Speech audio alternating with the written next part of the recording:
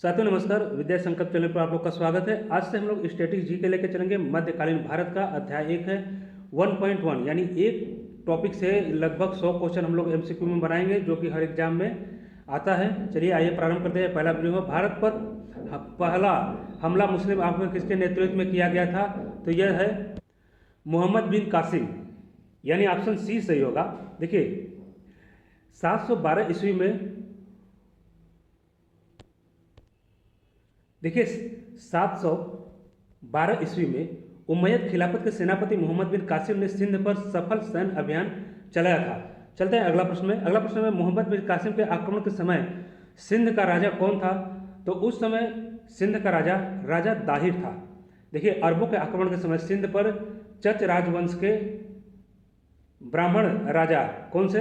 राजा दाहिर सेन का शासन था। चलते आगे। अगला प्रश्न है, अरबों द्वारा सिंध विजय की विस्तृत जानकारी किस ग्रंथ में मिलती है? यह चचनामा में मिलता है। किस में मिलता है? चचनामा में।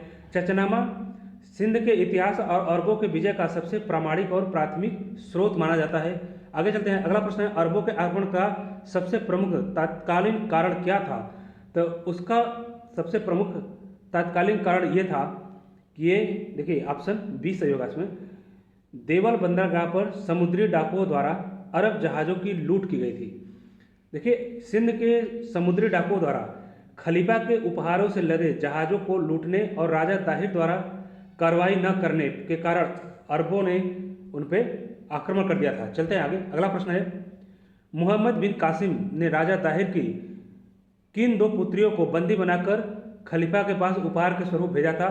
तो यह थी सूर्य देवी और परम देवी। तो ये दो पुत्रियां थी, सूर्य देवी और परमल देवी। देखिए सिंध विजय के बाद मोहम्मद बिन कासिम ने राजा ताहिर की दो पुत्रियों सूर्य देवी और परमल देवी को बगदाद के खलीफा वालिद के पास भेजा था। बाद में इन्हीं पुत्रियों की चतुराई के कारण खलीफा ने कासिम को मृत्यु दंड दिया था। चलते हैं आगे। अगला प्रश्न है, अरबों ने सिंध में अपने सैनिकों और अपने परिवारों की सुरक्षा के लिए किन नए नगर की स्थापना की थी? तो यह नया नगर था अल महफूजा, यानी ऑप्शन बी सही है। सिंध के स्थानीय विद्रोह से अपने सैनिकों को सुरक्षित रखने के लिए अरब बर्बर अल हमल और अल महफूजा, जिसका शाब्दिक अर्थ क्या होता है? सुरक्षित स्थान, नामक एक नए छावनी नगर की स्थापना की थी। चलते हैं आगे। अगला प्रश्न है, सिंध पर पूर्ण विजय प्राप्त करने के बाद अरबों ने अपनी राजधानी कहाँ स्थानांतरित की थी? तो मंसूरा में की थी। कहाँ पर की थी? मंसूरा में। अरबों ने सिंध में अपनी स्थिति मजबूत करने के बाद मंसूरा नामक शहर बसाया और इसी सिंधु नदी के तट पर अपनी प्रशासनिक राजधानी भी बनाया था। चलते हैं आगे। अगला प्रश्न है, बगदाद के किस अब्बासिद खलीफा के काल में भारतीय विद्वान ब्रह्मगुप्त ने ग्रंथों को लेकर बगदाद गए थे? तो यह खलीफा अल मंसूर। देखिए क्या हुआ कि 753 से लेकर 774 ईस्वी के समय एक भारतीय खगोलशास्त्री समुद्रगुप्त के ब्रह्मपुष्ट सिद्धांत को लेकर बगदाद गए और जहाँ पे अरब विद्वान अल फंजारी की मदद से उसकी अरबी में अनुवाद भी किया। चलते आगे। अगला प्रश्न है, अरबों द्वारा सिंध में चलाया गया चांदी का वह कौन सा सिक्का था जो लंबे समय तक उस क्षेत्र में मुद्रा के रूप में प्रचलित रही? वह दिरहम था। दिरहम, यानी ऑप्शन सी सही है। सिंध पर अधिकार करने के बाद अरब शासकों ने वहां दिरहम नामक चांदी का सिक्का जारी किया। विशेषकर ये क्या विशेष रूप में यह मंसूरा के दिरहम पूरे सिंध व्यापार में ये मान्य था।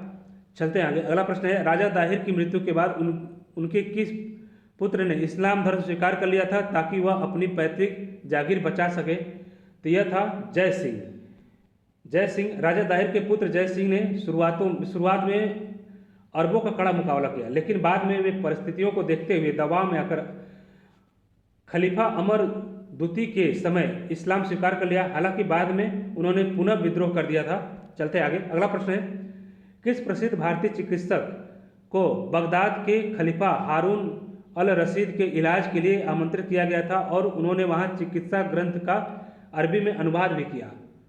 यह था मणिक मणिक मणिक या मानका नामक एक प्रसिद्ध भारतीय वैद्य बगदाद गए थे।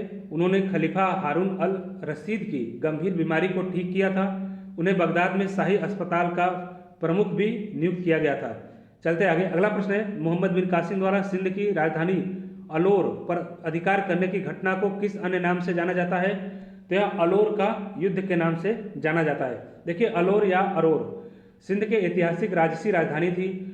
राओर या अलोर के युद्ध में दाहिर की मृत्यु के बाद कासिम ने अलोर पर आक्रमण कर वहां अपना नियंत्रण स्थापित कर लिया था। चलते आगे, अगला प्रश्न है, चचनामा के अनुसार सिंध विजय के बाद किस भारतीय कला या विधा को अरबों ने सबसे पहले अपने यहाँ अपनाया और उसे अपनी सैन्य रणनीति का हिस्सा भी बनाया? तो वह था हाथियों का युद्ध में प्रयोग।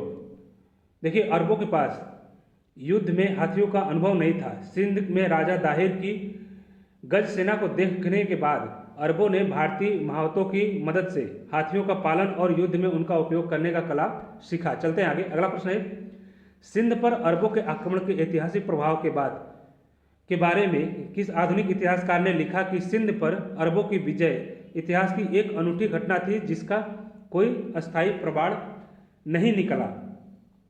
तो यह है स्टेनले लेनपूल।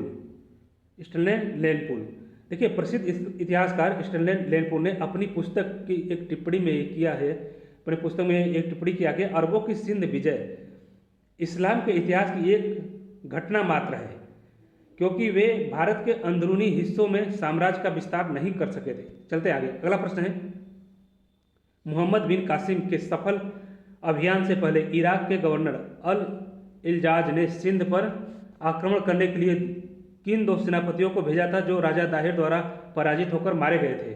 तो वह थे ऑप्शन बी सही होगा, उबैदुल्ला और बुदैल। देखिए, मोहम्मद बिन कासिम के सफल अभियान से पहले गवर्नर अल हज्जाज ने राजा दाहिर के खिलाफ उबैदुल्ला और उसके बाद बुदैल के नेतृत्व में दो सैन्य अभियान भेजे थे, लेकिन राजा दाहिर की कुशल सेना और उनकी युद्ध रणनीति से ये दोनों युद्ध में मारे गए थे। चलते आगे, अगला प्रश्न है, 13वीं शताब्दी में अज्ञात अरबी ग्रंथ का फारसी भाषा में चचनामा नाम से अनुवाद किस विद्वान ने किया था जिसे उन्होंने मुल्तान के गवर्नर नासिरुद्दीन कुबाचा को समर्पित किया था? तो यह था अली कुफी यानी ऑप्शन ए सही होगा। देखिए, सिंध विजय से पहले सबसे पहले ऐतिहासिक स्रोत चचनामा का मूल अरबी से फारसी अनुवाद कब हुआ था? 1226 ईस्वी में के आसपास अली कुफी ने किया था। यह ग्रंथ मुख्य रूप से राजा चच और उसके पुत्र राजा दाहिर के समय का इतिहास को बताता है।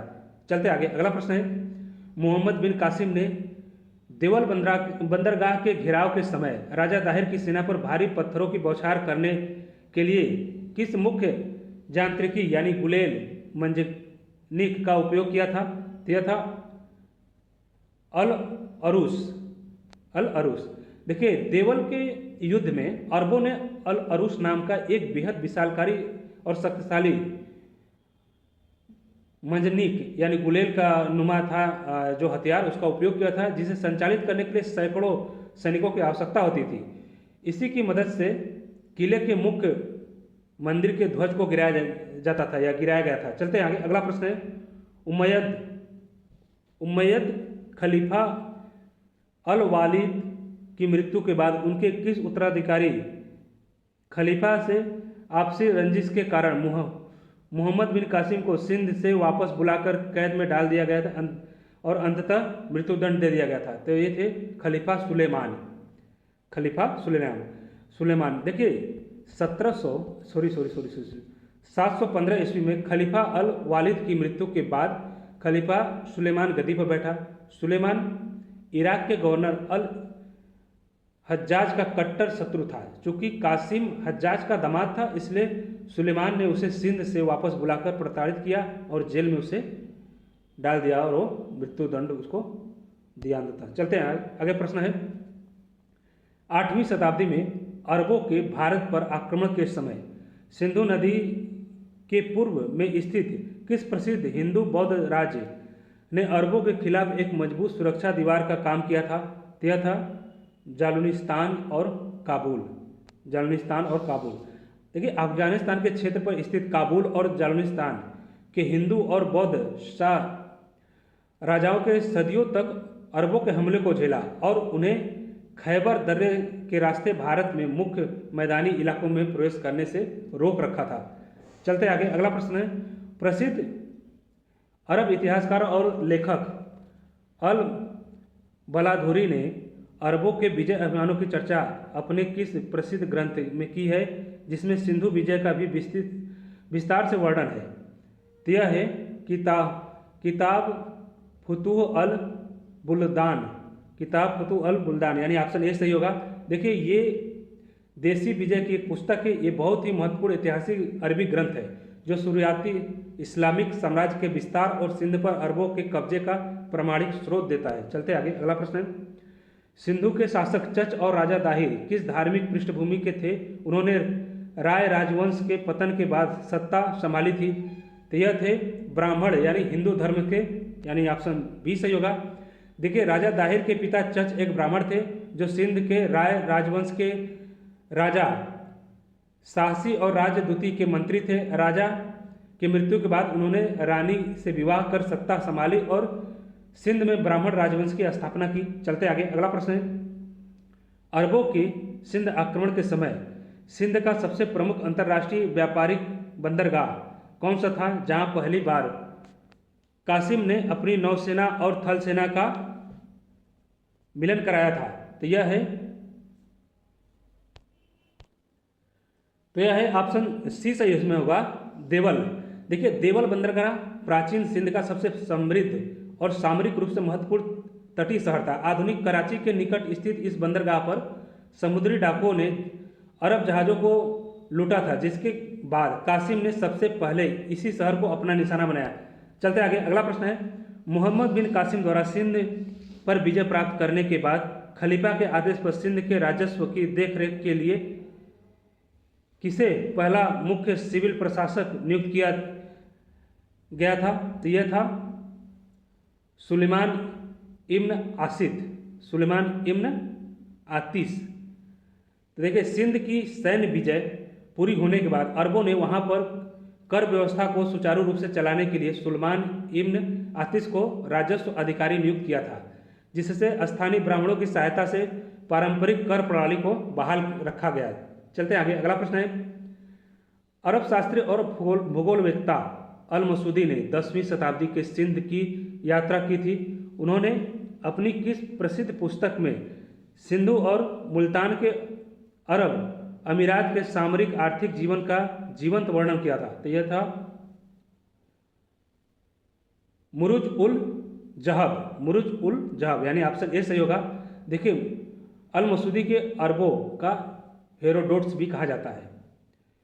उनकी पुस्तक मुरुज उल जहब में तात्कालिक सिंध, वहाँ के अरब शासकों, उनकी जीवन शैली और भारतीय राजाओं के साथ उनके व्यापारिक संबंधों का विस्तृत उल्लेख मिलता है इस पुस्तक में। चलते हैं आगे। तो आज के लिए बस इतना ही, मिलते हैं नेक्स्ट वीडियो में। Thank you for watching.